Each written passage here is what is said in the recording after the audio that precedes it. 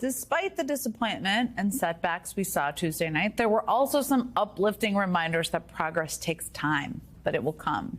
Even in the most unexpected places, even in a state like Oklahoma, where every single county went red, and even in a city like Tulsa, which was the site of one of the most vicious racially motivated attacks in U.S. history.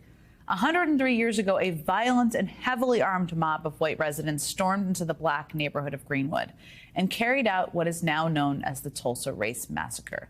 Greenwood had been a thriving community of prosperous black-owned businesses, so much so that it was known as America's Black Wall Street. It was a testament to the progress made by black Americans after the Civil War. But it was all erased on the night of May 31st, 1921. The lynch mob, motivated by their resentment and incited by a lie, burned the businesses to the ground, destroyed hundreds of homes, and virtually leveled 35 square blocks. Most experts and historians believe the full extent of what happened is still unknown. But as many as 300 people are believed, and as many as 300 people are believed to have been killed, which is obviously a big part of the tragedy. It also left a void in generational wealth that reverberates today. And while it can never be made right, never, we were reminded this week that things can get better. Because this week, the city of Tulsa elected its first ever black mayor, State Representative Monroe Nichols. And on Tuesday night, he delivered his victory speech while standing inside the very building erected to honor the legacy of Greenwood. A victory alone does not guarantee that our challenges are behind us, but it does provide us with the greatest gift we could ever ask for, the opportunity to move beyond them. The opportunity not to be defined by our past, but together to build a brighter future. To build a brighter future. I think a lot of people need to hear that right now. And that moment inside the Greenwood Cultural Center was a reminder I think many of us need, that progress can be frustratingly slow, but that doesn't mean it's not possible. Joining me now is Tulsa's mayor-elect, State Representative Monroe Nichols. It's great to see you. First, I just have to ask, obviously, there's a lot of historical significance to your win. I tried to do it justice there. Tell me if I missed anything. But how are you absorbing the win in this moment? You know, first of all, thank you for allowing me to come on today. It's a really exciting time in Tulsa.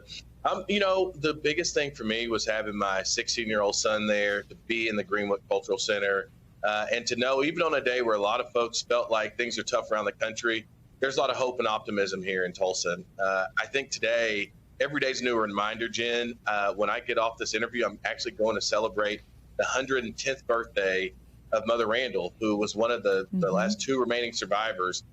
So, you know, I think about the awesome responsibility of being mayor of this city, but also, you know, really, as I said in the speech, all of the opportunity we have out in front of us to, you know, right the wrongs of the past as much as we can, but to really work to build a brighter future. You know, it's a great day in Tulsa, but we got our work cut out for it, though. 110th birthday. I love to hear that. Now, you won. I mean, you ran as a Democrat. Right. You won in an overwhelmingly red state. I just kind of went through the details there. Everybody knows that. You're the first Democrat elected there since 2006.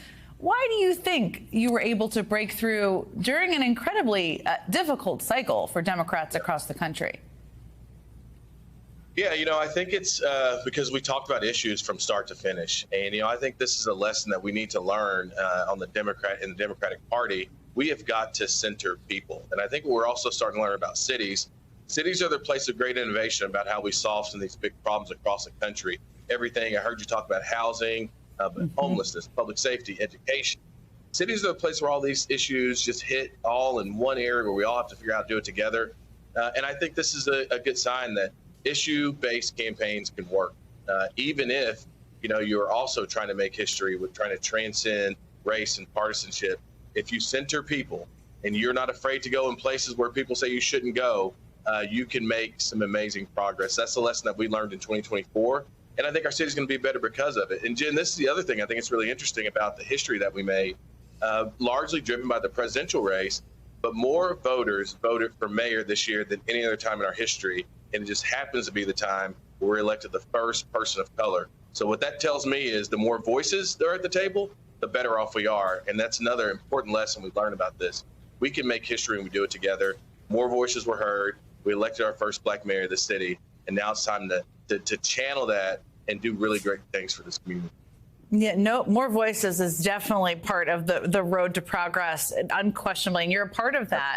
We played part of your victory speech. I watched it also, and you talked in there about bipartisanship, which I think a lot of people hear, and then they hear, is it really possible to do that and make progress? And you alluded to voters feeling like they didn't have a candidate who represented them. And that can mean a lot of things. And especially in this moment, as everyone's reflecting, what do you think it means? What does it mean to you? I mean, I think it means there's a lot. The reality is a lot of people don't feel like anybody's talking to them, and they think that everything sounds the same. I think it doesn't matter. I think a lot of people don't show up to vote, not because they don't think their individual vote matters, but because oftentimes they don't believe that even if their preferred candidate wins, their life is not going to change. And so that means it's incumbent on us to show people how their life is changing. I saw just before when you were talking about the numbers on the economy is different from what people feel, right? We got to make sure we're reaching out to people and helping them understand the difference that it's making. Progress takes time.